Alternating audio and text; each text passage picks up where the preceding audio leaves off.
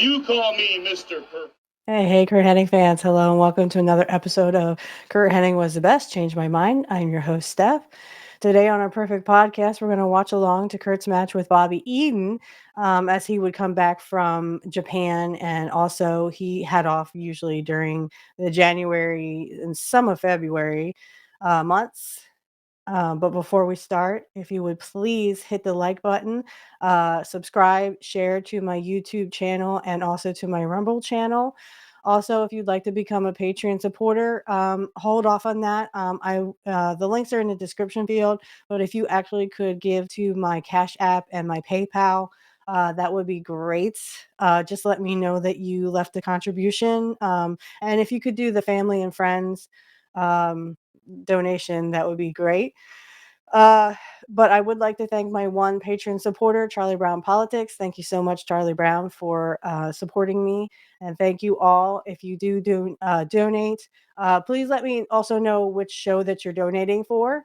That way I know and can evenly distribute between me and Matt. If you're giving to Black Magic Talk or if you're giving to this channel, just let me know. Okay. So, a little bit about this. So this is 1998. Now we're finally in 1998. Okay. We did Chris Jericho's match. And again, I had a lot to say about the Chris Jericho match because yeah. On Pro Wrestling Talk, I don't know if we're gonna talk much as much as we did about the first episode of Vince McMahon. The second one I did not see, but I'm just relying on Jim Cornette because have I don't want to spend money on a Netflix subscription that I'm not really going to use anyway. So, pardon me. So from the second episode, I can definitely tell you that um, pretty much this was the steroid trial, and of course, Hogan was making up stuff again. Again, like I said, guys, Hogan was all about Hogan. So he didn't really care about really anybody else. And he only cared about making money. Whatever made him money, that's what he went for. So the fact that, I mean, it was probably a shock to everybody that he went on the witness stand and, you know, um, basically sold Vince out, after all that. Um, so I think, when it comes to that, I mean, what goes around comes around. No offense, Vince, but what goes around comes around. And I'm not saying, I mean, the like Jim Cornette was saying that the case against Vince was, I mean, it was really weak to begin with. So I'm not really surprised. The other thing they talked about was the Ring Boy scandal. Now, a lot of people have named Pat Patterson as one of the people who would, manipulate people, and then they started talking about, ribs and stuff that they would pull on each other in the locker room, about grabbing each other's dicks. I'm like, hey, I don't know. I've never been in a man's locker room, so I don't know what goes on there. So I've only been in a ladies, locker room because I did play softball in high school. Uh, we didn't do anything like that. um, yeah, we weren't grabbing each other's tits or anything. That's not a we were just like, "Hey, I blah, blah, blah," Um, we didn't really do a lot of talking either. It was just kinda like, "Yeah, let's get dressed, okay." You know? I guess ladies don't have when it comes to, locker rooms, I guess we just don't do a lot of that stuff. I don't know. But like I said, I was in a ladies' locker room, so I do know what that's about. I don't know what guys' locker rooms are like. So, um, I mean, excuse me, my sinuses. Um, to be honest, I mean, I thought it was kind of,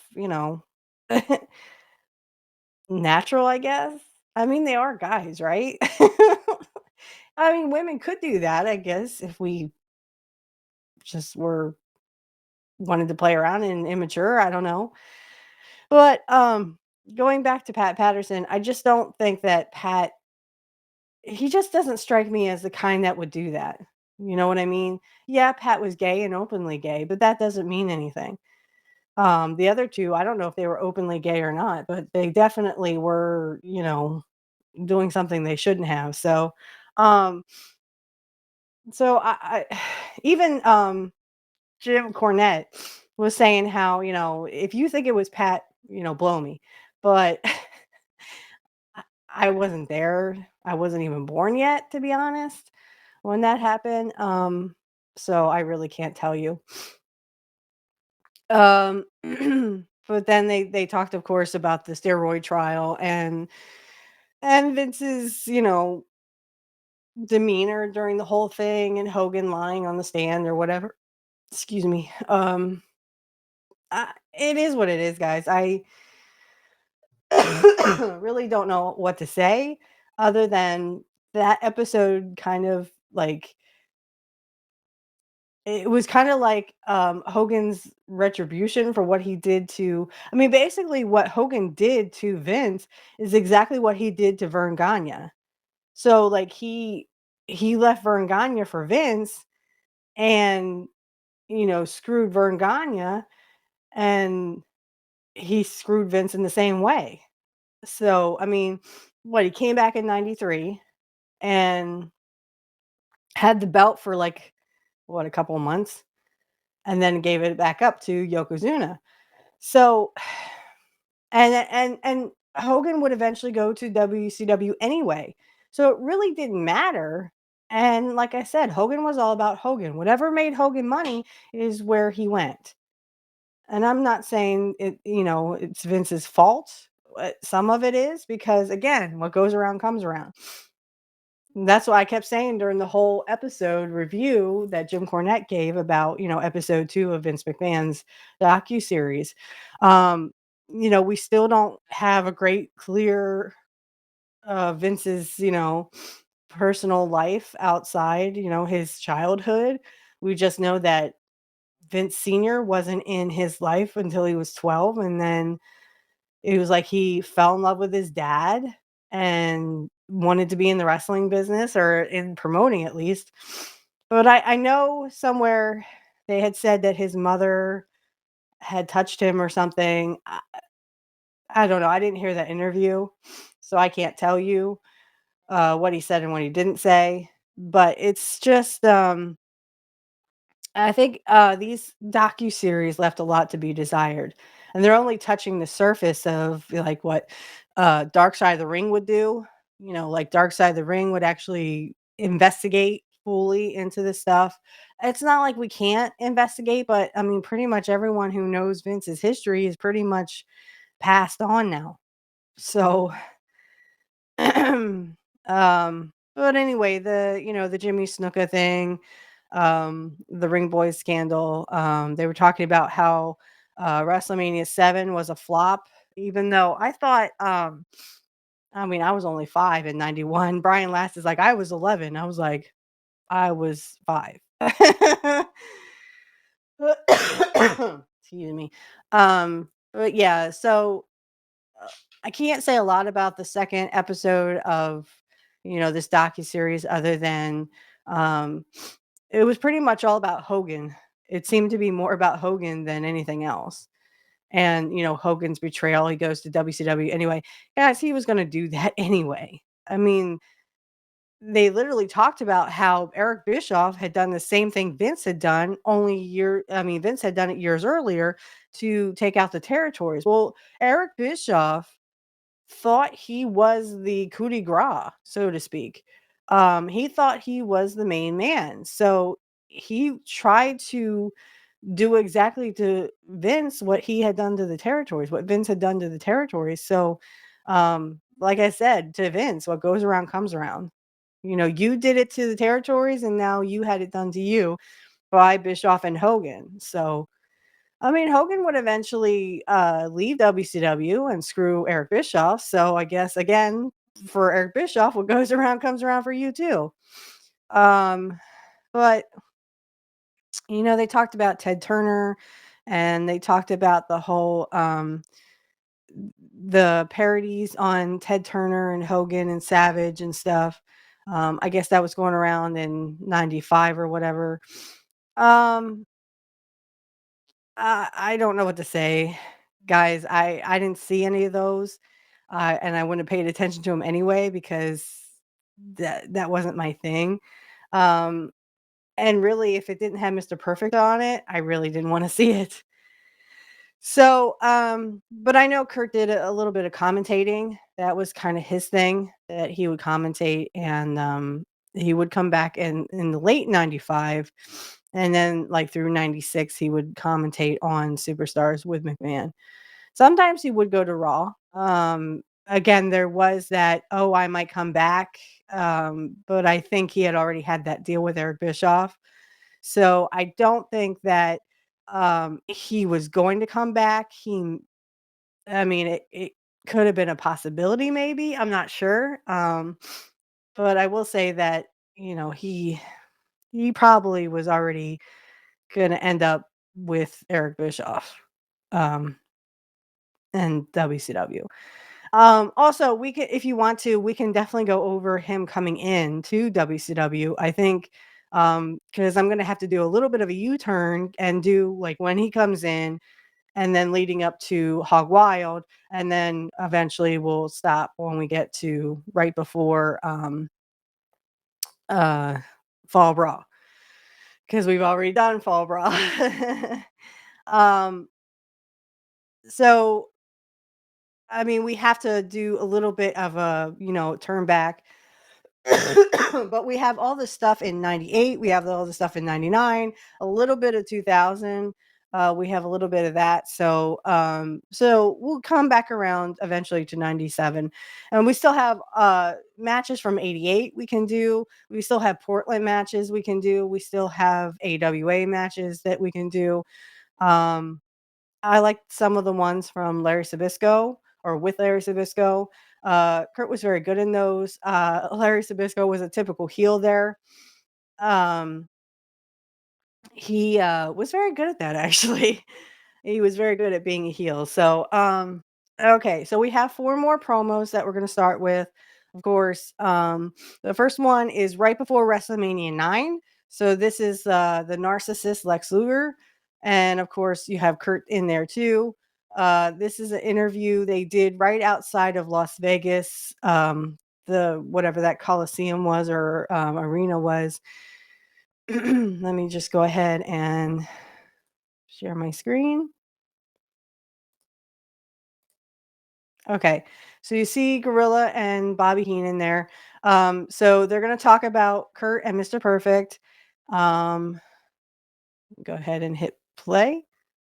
Because this is who he's going to face. How are you, Mr. brother? Perfect. Welcome. Thank you. It's nice You're to be hiding here. for? We're hiding. You are hiding. I'm not hiding. You know, you got a lot of things to prove, Mr. Perfect. I got a lot of things to prove. Yeah, probably I do. I think you do. But Lex Luger, the narcissist, the man who challenged Mr. Perfect, the man who's walking around the World Wrestling Federation telling everybody he's beyond perfection. No such Let me thing. tell you and everybody else, there's only one Mr. Perfect in the World Wrestling Federation, and that's me. You see the fountain in back of us? The same fountain that Evel Knievel tried to jump his motorcycle over? Well, when he landed on the other side, he broke himself into a million pieces. Well, Lex Luger, the narcissist, when you land here in Caesar's Palace up against Mr. Perfect, I'm going to break you into a million pieces. You know why? Because I am what I say I am, and that's Perfect. Evel Knievel didn't make it. Narcissist, I don't think you're going to make it either. Still to come, the Megamaniacs. Got glasses on. I got glasses on. I got glasses on. I got glasses on. Okay, so yeah, this that was a good one. I do like that one. I think that Kurt goes a little bit over the top, not too much, but like, a little bit. No, no, that was a good one. I didn't know about the Evil Knievel thing. I know Vince. I think Vince did something with Evil Knievel, or he like produced it or something. But yeah, that's pretty cool. I like the Evil Knievel thing. See, that was very short. Excuse me. So yes, about WrestleMania 9, like I said, we do go over that. So if you'd like to stop this and listen to that, you can go and do that. We actually watch along to the Luger and the Lex Luger and sorry. Sorry about that. Um if you would like to, I forgot what episode it was, but if you want to just stop this, but make sure you come back and watch the watch along to the Lex Luger WrestleMania 9 match. I definitely think it's worth listening to. And yeah, I mean it's actually a great match. And I like that you think you're beyond perfection. I mean, there really is no thing, guys. There's no such thing as beyond perfection. You're either perfect or you're not. That's it. So, but in my opinion, I think Lex Luger should have stayed the narcissist. I don't think he should have gone on to, you know, be the Hogan 2.0. Another thing they kind of brushed on, I don't remember. I think that was episode 3 of the docuseries. They touched on how Luger wasn't feeling it. Luger, he just wasn't into the whole, Alexa Express thing. And I can kind of see why. Again, Luger wasn't Hogan. He wasn't selling, he wasn't putting butts in seats, and they should have just kept him the narcissist. And I mean, I know they said in the docuseries that Vince was not about all American boys. But when you had Lex Luger, he sort of was the all American boy. Same with Curt. He was an all American boy. So I mean, you could have had Curt Hennig, and I think Curt would have been extraordinary. He would have been better than Hogan and better than Luger. Because when he's a babyface, he is a great babyface and he acts like it. So it's not like he doesn't know how to be this way. I mean, he was a heel and then he was a babyface, but then they wanted to switch him heel right away, and I just don't think that was right. I think they should have left him a babyface for a couple of years. And they could have done the Hogan 2.0 with Curt. I definitely see, like, he could say, I'm from Minnesota. Everyone likes to say that nowadays. I'm from Minnesota. Well, that doesn't make you smart. Curt was smart though. He was super smart. And yes, he was from Minnesota, but he's the only one who could literally say, I'm from Minnesota and I'm smart. Um, well, and Rick Rude too. I don't want to leave Rick Rude out. He may hurt me. That's one person you didn't want to make angry was Rick Rude. So the next one I have, this is kind of like I found this by accident. Um, it is something for a game. I don't know what game. It must be a WCW game because it's a Thunder thing. It says WCW Thunder. So I'm guessing it just has something to do with like a game for Thunder. There might have been a video game named Thunder, but I'm not really sure. So, okay. Turn that up. There can't be any doubt in anybody's mind that I'm the man to pick. Not only because I'm in the NWO, because I'm Curt Hennig, and nobody beats Curt Hennig. Nobody. Nobody. Very well said. Yes. Stop sharing. Yes. So definitely that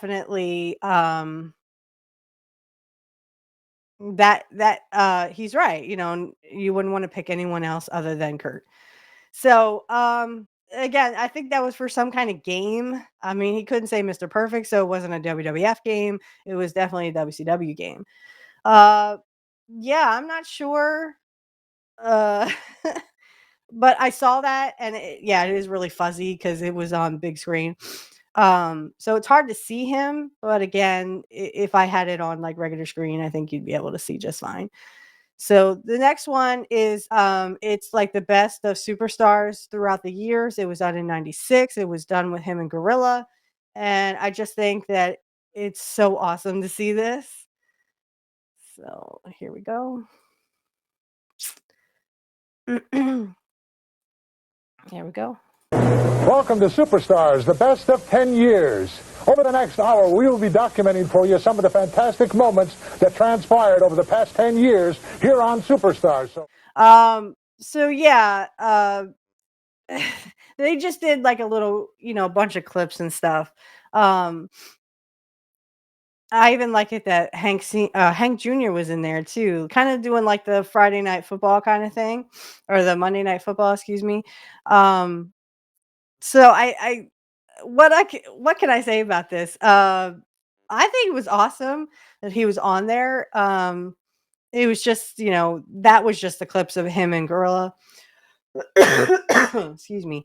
Um, I think that was actually pretty cool that they got to do that. And yet he's exactly right. I mean, he got to do he was a part of Superstars for many, many years. Starting in probably 88 when they started that. And then of course 89 and then all the way through to, 91 of course. I really wish that WWE would actually get that on. Now I know that they're doing a lot of stuff on Peacock, but what they really need to do is get all those superstars and excuse me. They have Wrestling Challenge, but they have it for like 86 and 87.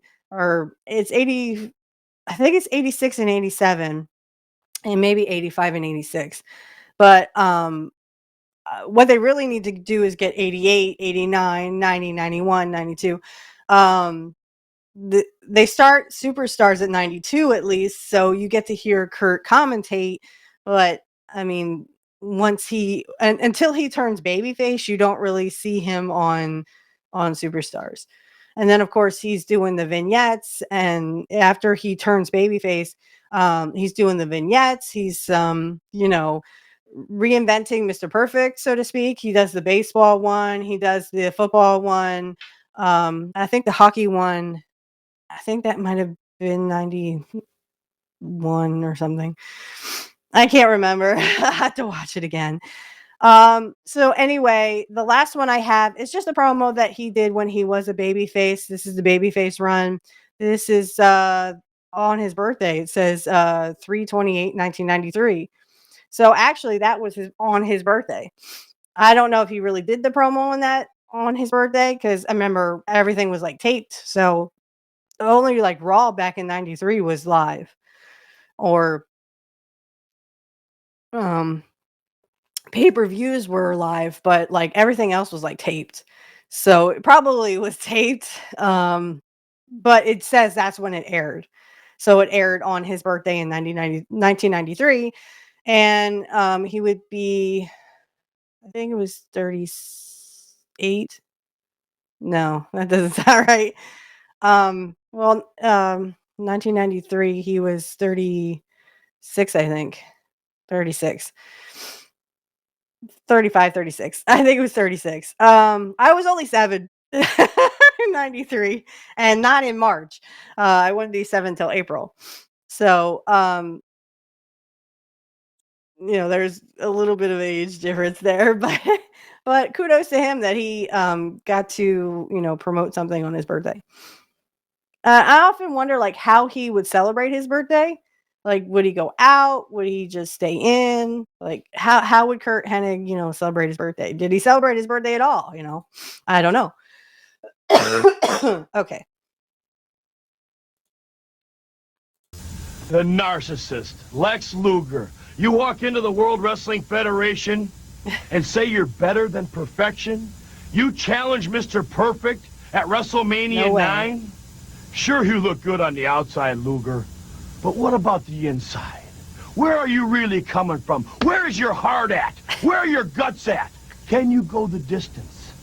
Because I am what I say I am, and that's perfect. Everybody knows that by now.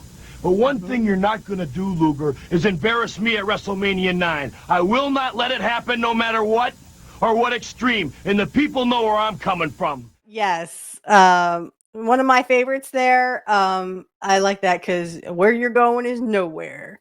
So yeah, this is excuse me. We're gonna be doing some ones that he actually some from his babyface run in 92 and 93. Um because I mean I I was like, well, we gotta get some of these in here. So that's that. Um So yeah, the babyface run I thought was actually almost better than the heel run he had, or just as good. But when Curt was a babyface, you have to understand he sort of reminded me a lot of like, Lex Luger and stuff, that all-American boy from Minnesota. And, he loved to hunt and fish and stuff. So there's no reason why he couldn't have been a babyface or be like Hogan or something. I mean, he wasn't Hogan, but he definitely, I mean, everyone cheered for him when he was babyface. They actually cheered him really loudly at Survivor Series when he actually turned.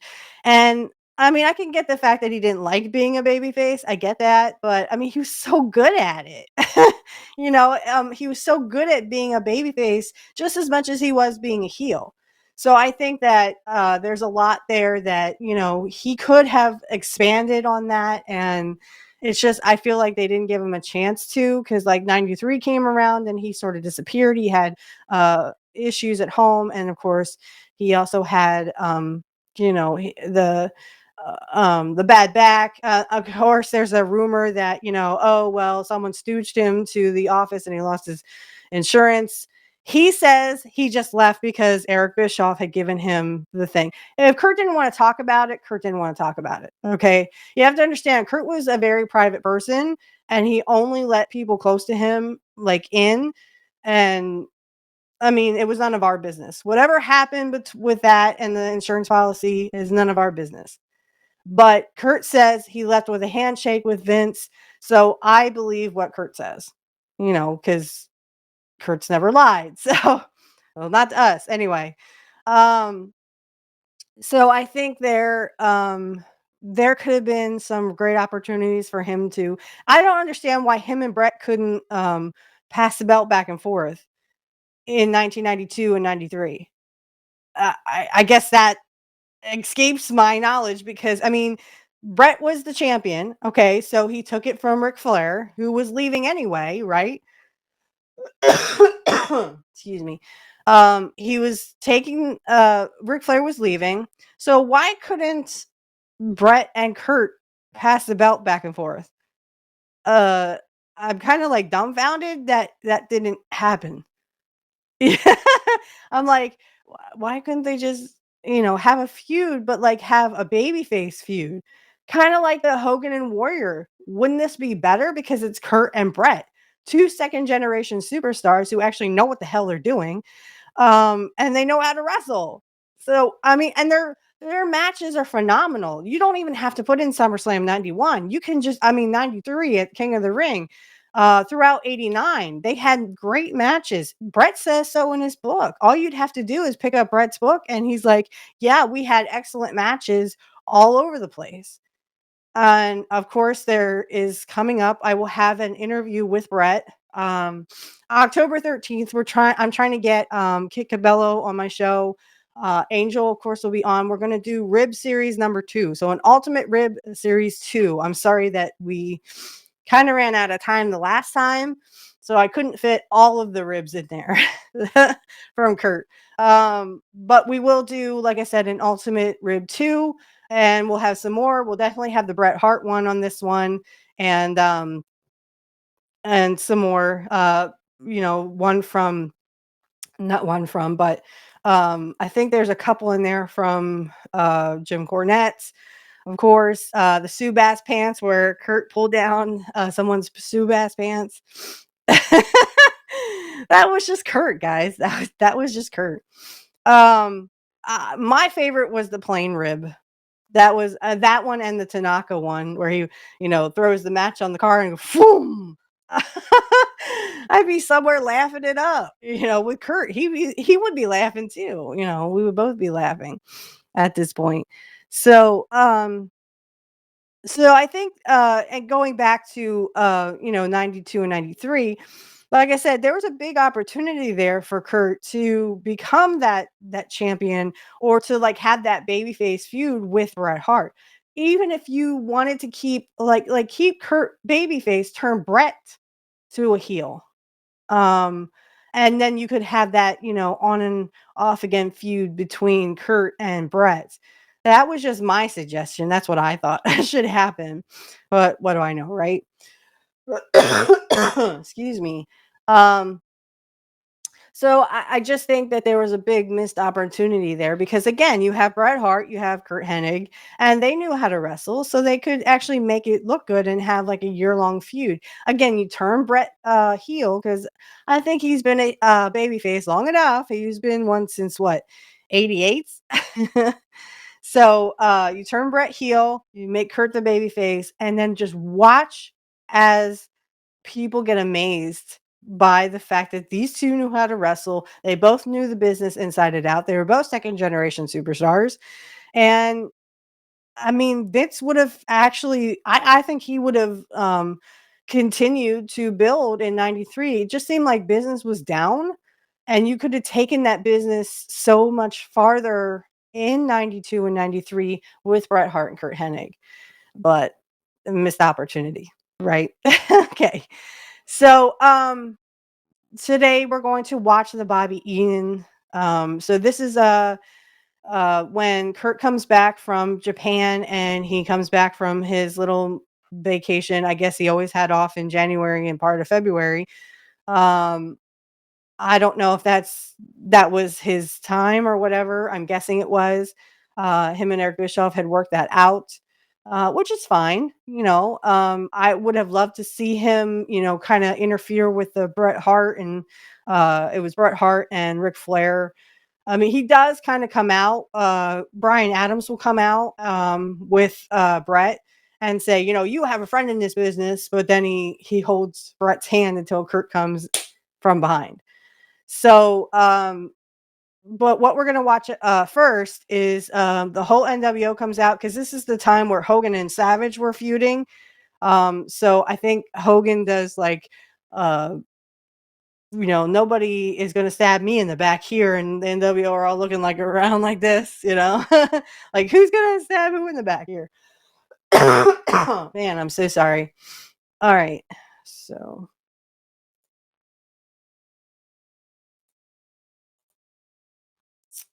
Okay. Don't you turn on. Okay. So they're going to show a little bit of Hogan and Savage here, and then we'll go on. He's gone. And seeing that footage, my question is, how in the... Okay.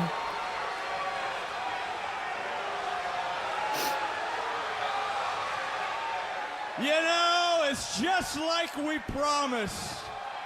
It's just like the good old days. The entire NWO back together again. But Hollywood, a good friend of ours, Levi Hagen, wants to know, you covered the A's and the B's. What about the C's and the D's? Well, brother, we laid it out straight, man. All these NWOites know we're not messing around no more. Hey, the WCW fans, it's all out war. I'll be surprised if you get out of the building. Bret Hart, you're going to be history when we see you. And as far as the big C's go, brother, all the corporate gaga, the corporate conspiracy trying to drive the NWO crazy, all the way from that no-good J.J. Dillon, all the way up to the hierarchy of the Eiffel Tower at the CNN Center, one CNN Center. The corporate How do you see with gaga them glasses is not on? going to get the job done.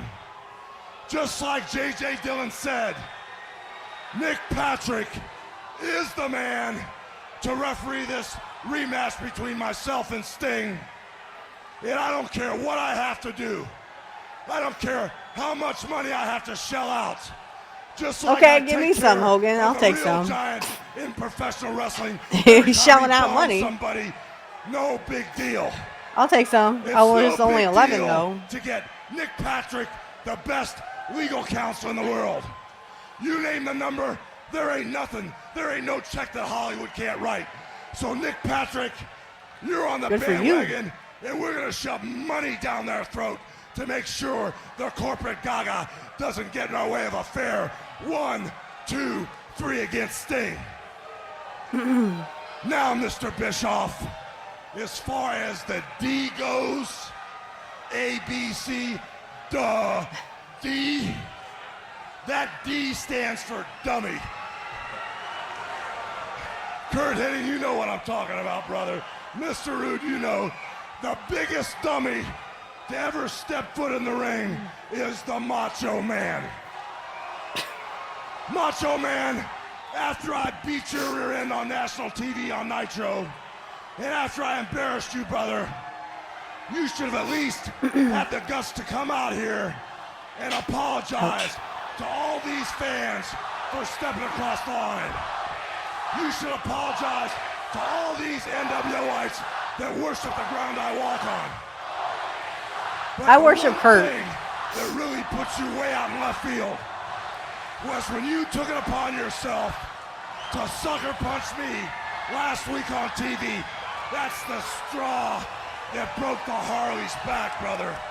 It's camels. Ooh, yeah! Dusty's laughing. That's exactly what's not gonna happen. Tonight, Savage. I'm gonna beat Lex Luger and I'm gonna beat Sting by myself really, really quick. And then I'm gonna rock this place by beating you up big time. But I'm gonna save just a little bit so that you can apologize to me and I can spit on you. Ooh, yeah! You know something, Macho Man? We got one thing in common tonight. We're in a match, and we both have one objective. I'm gonna sting the Stinger, and you're gonna raise yourself to my level and get Luger right for the picking for the pay-per-view. But when that's said and done, Macho Man, when the ring's cleared out, I'm gonna take you, rip that headband off your bald head, and give you the beating of your life. Ooh, yeah! Ooh, no! See you in the ring, brother! We are going to have a fight within a fight here tonight. What it is what it is. You're mine when this match is done, Macho. These two members of the NWO, Hogan. Give it up for the... We're gonna stop that. So what can I say about this other than it's already been said, really? I mean, I just was staring at Curt. I really wasn't paying attention to Hogan. This is, like I said, this is in the middle of Hogan's feud with Macho Man. So you had the Macho Man there. Sorry, just okay. So you had the Macho Man there, and they were talking, and of course, Hogan, I'm gonna rock your world, blah blah blah. So just silliness, but I showed that because of Curt. Curt was talking to Dusty there. I wonder what they were talking about. I just thought that it was pretty cool that Dusty Rhodes was there. So anyway, this is the Bobby Eaton match with Curt. Of course, Rick Rude is there also. But also, I just want to add that Wade Boggs is in the audience. And everyone knows, or if you don't know, Curt and Wade Boggs were really good friends. They went hunting together. And Wade tells the story that, they were hunting and somehow Wade, I guess he didn't want to go around there was a barbed wire fence. He didn't want to go around. So he went through it and end up injuring his leg really badly. And Curt goes, I guess I'm going to have to carry you. So he literally carries him out there and gets him to a hospital. And the doctor said if, they were like 1 minute more, I don't think Wade would have been there. So that's the kind of straight up man that Curt was. I mean, he really cared about his friends, and he would, help you any way you could. I'm sure that he would give the shirt off his back for you if he really thought you needed it. So very sweet guy. And like I said, and this is why we have this show, guys, because I mean, Curt was my hero, and he did a lot for a lot of people, his friends. He made sure that his friends were okay, and I'm pretty sure he would have done that for anyone. Like if someone really needed help, he would have done that. So, okay. So just to let you know that yes, Wade Boggs is in the audience, and they do mention it. The commentators do mention it. And then we're going to watch the Bryan Adams scene with Brett after this. So after the match, we're actually going to watch the Bryan Adams where he's like, Brett, you have a friend in this business, and then he holds his hand, and here comes Curt. Also, we get to watch Thunder because Curt was on Thunder at this point. Thunder didn't start till 98 anyway, so we'll kind of switch back and forth between Thunder and Nitro, but this is Nitro. So okay, so let me Hogan and Savage hate each other so much. I wonder if they have maybe backed themselves into a corner, got into something they can't get out of right now. Well, I think the NWO's original idea when this match was signed, Tony, was that long-term plan to injure them prior to Super Brawl. But then you remember Hogan called Savage out. I'm pretty sure that at the end of this, both get on the same page. well, I'll wait. That didn't happen, but I'll now wait they and then have to say go it. through with the match tonight. Come on, well, Curt. Hogan's not as dumb as I want to think he is. But did he really think Savage was going to apologize to him last week? Did he really think that would happen? No, I don't think that. Out of the most dangerous man in wrestling? But sometimes I think his ego is so big that he feels that everyone in the NWO would just kneel to him. He really thinks that in his mind. That's right. It's baffling that a man could be that way, but Well, that's Kurt's Hollywood got a little Hogan. bit of inches Not on only Bobby the- Eaton. One of the greatest wrestlers the world's ever seen, but a man with an ego that is mind-boggling. Now to the back. No thanks. Systematic No thank you. wrestler. He can certainly take you apart. Ooh, no. Facing Bobby Eaton, one of the most accomplished tag team wrestlers of all time. Well, I guess I was going to say it's a one-on-one match, but it looks like Rude is going to integrate himself into this Hey, situation. all he did was get him back in the ring. Don't forget, Hennig's taking his time here. He just flew 15 hours, so he's going to pace himself. He's a veteran. He knows what to do in that ring. Knee left to Rude, and Rude is going to do the same thing twice. Roll Bobby Eaton in. He's just rolling him in, now, dude. Curt Hennig. He has not hit Bobby Eaton or inserted himself in the match in any other Nope. form. But a backhand chop just Thanks, knocked but Bobby no Eaton thanks. right off his feet again. And now at the feet of Rick Rude one more time. This Rude Hennig team working pretty well. He wanted to hit him that time, but decided not to. Yeah, thought second about that, taking that cheap shot at him. Well, they're playing catch with Eaton. Hennig throws him to Rude, Rude throws him back to Hennig. Is that what they're doing? Thanks for clarifying that. Don't mention it. And he turns around and he goes for the knee. He goes for the knee of Hennig. Did Bobby Eaton, and that's great strategy right there, Mike, today. We know that Curt Hennig had been sidelined with a knee injury, and Bobby Eaton has it well scouted. Boom, stakes out the leg on the bottom rope and cannonballs down across that knee. Well, Bobby Eaton better not go out after Rude, because that leaves his back wide open for that man right there who knows exactly what to do in that ring. Went for the knee once again, but left the jaw open. That enabled now Curt Hennig to uppercut him down to the mat. Curt Hennig. Perfect, or Hennig Plex. I almost said perfect Plex. Same thing. Whoa! Nicely done. Into the bridge, and this one's over. I'm going to stop sharing, so hang on one second, though. Just want to see. Gotta find. Okay, so. Oops.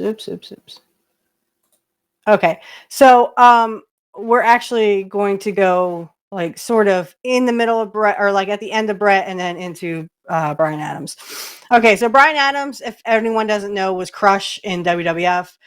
He would come in for Demolition, and then eventually he would just be a babyface Crush from Hawaii. Okay. Can't say all these names. Okay, so about the match with Bobby Eaton. I think you saw Curt do this. He was doing that with I think he was saying, "Hey, good match, great match, kid. Great job." Something like that. I know he was like tapping him on the back, "Hey, great match, looked good." And then I think he gets out of the ring and talks to Wade Boggs. So about this match, another excellent one. Bobby Eaton is a veteran. He was with Jim Cornette back in the 80s and the 90s. So I have nothing bad to say. I love Bobby Eaton. He passed away a couple of years ago. So I know that you can go to Jim Cornette's website and get like, excuse me, you can get like figurines of Bobby Eaton, but he was an all around great guy too. And I think, like I said, Curt was giving Bobby Eaton respect there at the end, saying great match and kind of, patting him on the back and stuff. But you saw him do, I almost said the perfect plex. I meant to say the Hennig plex. Can't take that perfect plex with you, unfortunately. But anyway, that was a great match, I thought. I give it at least 4 or 5 stars because, wow. Between two veterans, that was actually excellent.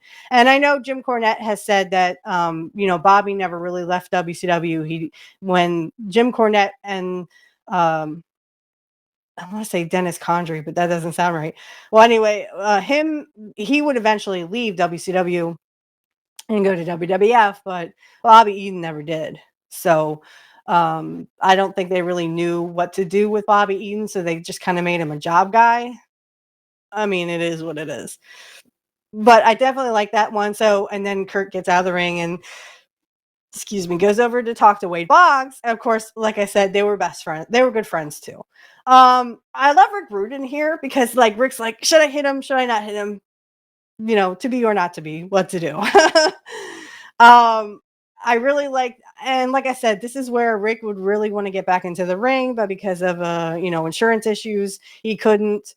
So I know Curt has talked eloquently about this, that he wishes he kind of could have gotten back in the ring.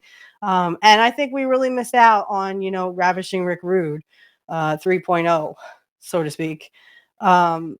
Because Rick was just larger than life anyway. He was a great performer, great showman. And honestly, this is what I would do.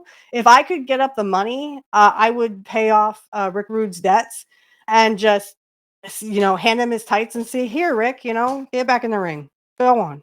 Come on. You want to. Because, we all missed out on Ravishing Rick Rude in the, late 90s or whatever. So, so hopefully, you like that as much as I did. I love that match. All right. So this is, we're going to see here, they're going to start a feud between Curt and Bret again. And then this eventually will get to Uncensored. So, excuse me. So like, they kind of say, like, I know, Rick Rude says this, like, oh, Bret had a chance to come to the NWO and he didn't take it or whatever. So they kind of rebuild the 92-93 feud between Bret and Curt. My father's better than your father kind of thing. Only Curt's the heel and Bret is the babyface. So honestly, I would have rather seen it flipped, Bret be the heel and Curt be the babyface, but OMC comes out, right? Okay, so we're going to hear Bret talk, and then Bryan Adams is going to pretty much come out and not interfere, but like say, oh, you have a friend, and then he holds Bret's hand, and then Curt comes out with Rick Rude, of course. So that I am in fact everything that I say I am. Wait a minute. Halt. Just a second here. Bryan Adams. What are you doing here tonight? First of all, Bret, let me apologize. I guess he got a contract. I heard the threats Hulk Hogan made to you. It's Bryan Adams. I want you to know, Bret, you still have a friend in this business. Actually, they were all friends. I'll watch your back anytime, anywhere, brother. In fact, Hulk Hogan, if you're out there, if you want a piece of this man, go through me. Oh, that's Bryan Adams in the ring. I know who it is. Let me give you a hand, brother. Oh, wait a minute now, just a second. This man, we know this man from the past. No secret about it. He is none other than Bryan Adams. Hey, there's Curt. He was holding on to Bret Hart, and he held on to Bret Hart as the NWO came in. What a setup this. Oh, Bryan Adams is NWO. An NWO T-shirt. I guess there's a new member now, huh? I guess there is.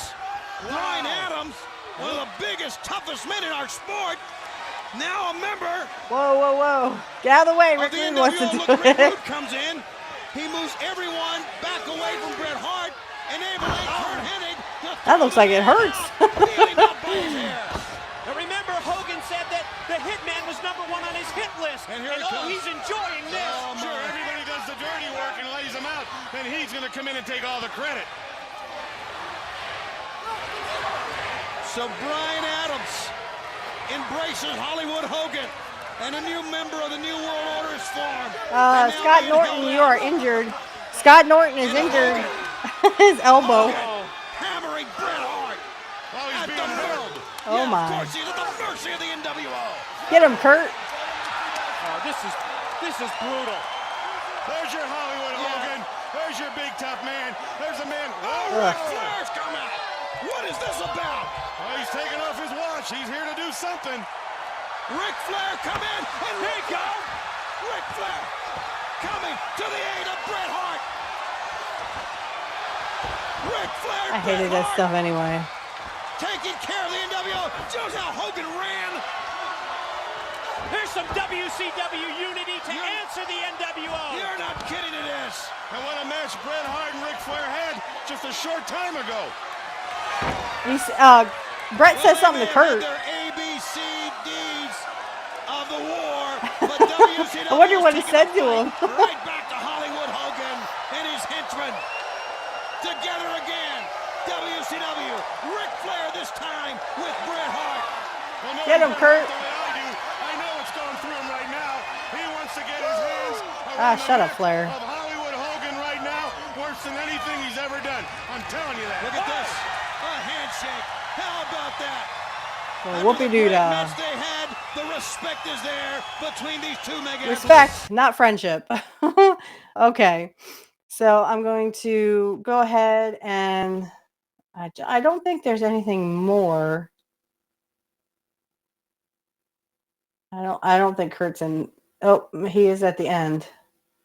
Okay. So we have one more thing. It's literally he just comes out at the end, Hogan's match. So Hogan's match with Sting and Macho Man too. So here we go. He nailed him good. He's gonna do it again. Twice, real good. Get him again. Down goes Hogan. I hate you, Sting. Here he goes. You suck, Sting. Slap it on him, slap it on him. Turn Sting him, turn him. sucks. He won't go. He'll go. He's fighting it. Savage rolls through. Oh, half my wish has been answered. Savage as Sting pulled away from the Scorpion Deathlock. Oh, there he Here is. comes the NWO. That's why he pulled away. Luger was going to rack Savage, never got to it. And Hogan is hammering Savage. And Savage is fighting back. Him and Hogan are going at it now. Flair's come out to help WCW. You know what it is? It's WCW against the NWO, and it's Hogan against Savage. Bret Hart's in the ring. Yes, he is. Bret Hart and Hennig. Of course. They're setting it up for the Curt and Brett feud. Sting. They're all in the ring. Down and out goes the NWO. And ladies and gentlemen, I'm very proud to say that WCW is in charge. whatever. WCW is in charge. What a showing by Team World Championship Wrestling. And look who's standing. WCW. Yeah, Flair. Yeah, I don't care. Okay, guys. So that was the end of that. So pretty much I just wanted to show that they are literally starting to they're going to tease the Bret Hart and the Curt Hennig feud. So again, in 98 it will be Bret Hart and Curt Hennig again. I don't know if he is on that Thunder. He might be on Thunder. I'm not sure. I have to double check. But anyway, yeah, so that was the match between him and Bobby Eaton on the Nitro. So anyway, that's it for me, guys. I just wanted to show that little part where they come out and they're going to, like I said, they're going to tease the Bret Hart and Curt Hennig, 4.0. I mean, here we go. So it'll lead up to a match with him and Bret at Uncensored. And of course, we will go over that as well. So that's pretty much it for me, though. Um, just want to do some shameless plugs really, really fast, and we're going to do another shameless plug. So that's coming up. But check out Black Magic Talk this week. We're going to talk about our familiars or animals and witches. So that's going to be very interesting. Pro wrestling talk. I just want to let everyone know this is being recorded as of October 2nd. So October 2nd, this will already be passed because it'll probably be the end of October or even the beginning of November when this comes out. But if you do get to check out Pro Wrestling Talk episode 31, which we are going to film on, we're actually going to go live Sunday at 7 o'clock. So if you'd like to stop this episode and rewatch that episode, go for it. Just remember to come back here after you're done. But that's it for me, guys. I really liked this match with Bobby Eaton. I thought it was great between Curt and him. Two veterans. What can you say? They both knew the business and they both knew how to wrestle. So I give it at least 4 stars. That was pretty good. Anyway, that's it for me. I'll catch you guys on the flip side. And remember, everyone, nobody beats Mr. Perfect. Okay, guys, this is where we're going to do some shameless plugs here. So the first shameless plug, if you could please go over to my other show, which is Black Magic Talk. I will put the links in all the description fields. If you could just kind of browse it, if you are not only a wrestling fan, but you like Wicca or paganism, and you'd like to learn more about it. We just did some recent episodes. So if you'd like to hop over there, just click the link in the description field. If you would like to give to the Black Magic Talk Patreon, that link will be in the description field. And again, if you would like to have a tarot reading on the show, you can DM me on X. My link for that X will be in the description field. If you would like to do one off the show, you can also just DM me and I will give you my rate. My co-host is Matt Collins. He can also give you a tarot reading on the show or off the show. If it's on the show, all you would have to do is become a Patreon supporter for $5 a month. You get all kinds of perks. And again, we can let you know when you can come on the show. And if you'd like to do it off the show, Matt can definitely give you his rating for doing tarot. The next shameless plug I would like to do is, of course, Pro Wrestling Talk will always be on Saturday nights, 8 p.m. Eastern Time. It is scheduled to change, but Angel and I will let you know on the Wrestling X. So if you would like to DM us at any time, me and Angel, my link will be in the description field for my Wrestling X, and that is for Pro Wrestling Talk and also for this podcast, Curt Hennig Was the Best, Changed My Mind. If you would like to give to the Patreon, I have for Curt Hennig Was the Best, Changed My Mind. Again, you can go and look in the description field. It should be there. I have $1, $3, $5, and $10. The other show is just $1, $5, and $10. Or no, I'm sorry, it's $3, $5, and $10, I think. I'm not sure. I'd have to double check. But if you could give, thank you in advance. If you'd like to ask any questions for pro wrestling or Black Magic Talk, you are free to direct message me on X or Angel, my host for Pro Wrestling Talk. Again, 8 p.m. Eastern Standard Time every Saturday, unless it is scheduled to change, but we will definitely let you know beforehand. So, of course, this show, I'm going to do a shameless plug for this show. Again, $1, $3, $5, and $10 you can contribute on Patreon. If you would like to give on Cashapp, I will take donations on Cashapp, but direct message me on X if you would like to do that, and I will give you my handle. So if you have any questions like about the show or any technical questions, you can always direct message me on my X, and I will try to get back to you as soon as possible. The next shameless plug I would like to do is for Hardlands Media, Kit Cabello, someone I call a good friend of mine. Please check him out. He is Monday through Friday, 9 a.m. Central, and that would be 10 p.m. Eastern. So 9 a.m. Central, he is Monday through Friday, sometimes Saturday, depending on when you can catch him in a good mood for a Saturday brunch. If he does do Saturday brunch, I usually am sleeping or at work, so but check him out. He's really good on politics, and I have the pleasure of calling him friend. Some more shameless plugs. If you could also subscribe to Angel in the Afternoon, he does a great job on politics as well, and that's Angel in the Afternoon, and he's usually on 7 p.m. Eastern Standard Time every Friday. That is also scheduled to change. If you have any questions about it, he'll usually let you know. And he will definitely, you can direct message him if you need to get a hold of him. The last one is Deconstructing. His name is Dave. I really recommend him too. He has a little podcast on YouTube. All you'd have to look up is Deconstructing Topics, and he does some really good stuff. I really recommend you guys check him out. Subscribe to everybody I just said here, and check them out. And remember, everyone, nobody beats Mr. Perfect. Nobody.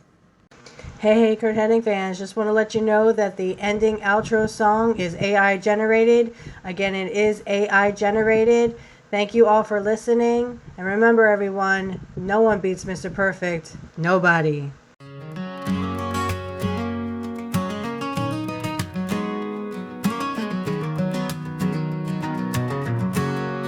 He walked into the ring, a legend set to soar. In the flashing lights you could hear the crowd roar. With a twinkle in his eye, a swagger in his stride, Curt Hennig, he was more than a star in their eyes. From the farms of Minnesota to the wrestling hall, he stood undefeated through it all. A father, a friend, a hero we'd see, perfect in the memories for you and me. He was Mr. Perfect, never missing a beat. With every match, he rise to his feet. Though he's gone now, a hero we'd see, perfect in the memories for you and me. In the quiet of the evening, stars shining bright, you'd hear tales of his glory, long into the night. With a grip like a vice, and a smile that gleamed, he lived every moment like out of a dream. His days in the sun, and the nights in the cold, stories of Curt never grow old. Remember the laughter, the battles hard fought, perfectly missed, but never forgot. He was Mr. Perfect, never missing a beat. With every match, he rose to his feet. Though he's gone now, a hero we'd see, perfect in memories for you and me. He was Mr. Perfect, never missing a beat.